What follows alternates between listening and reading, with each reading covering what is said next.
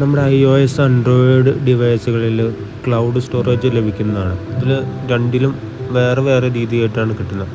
iCloudലാണെങ്കിൽ നമുക്ക് 5 GB വരെയാണ് iCloud storage കിട്ടുന്നത്. പിന്നെ ഇത് കൂട്ടാൻ വേണ്ടിയിട്ടുള്ള പല പാക്കേജും അവൈലബിൾ ആണ്.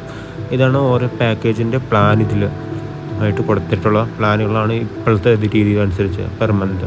ആൻഡ്രോയിഡിലാണെങ്കിൽ മിനിമം നമുക്കൊരു 15 GB വരെ ക്ലൗഡ് സ്റ്റോറേജ് കിട്ടും. ഇത് വൺ ഡ്രൈവ് എന്ന് പറഞ്ഞാൽ ഗൂഗിൾ വൺ എന്ന് പറഞ്ഞ ആപ്ലിക്കേഷൻ യൂസ് ചെയ്ത് കഴിഞ്ഞാൽ നമുക്ക് ഈ സ്റ്റോറേജ് അവൈലബിൾ ആയിട്ടുണ്ട്. നമുക്ക് ആവശ്യമുള്ള സാധനങ്ങളൊക്കെ ബാക്കപ്പ് ചെയ്ത് വയ്ക്കാം.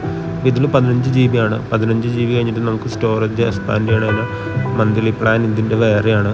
ഇതിൻ്റെ ഓഫർ അടക്കം വരുമ്പോൾ 35 രൂപയാണ് പെർ മന്ത് തന്നെ. അല്ലാതെ വരുമ്പോൾ അത്യാവശ്യം നല്ല റേറ്റഡാണ് iCloudനെ അപേക്ഷിച്ച് ആൻഡ്രോയിഡിൽ.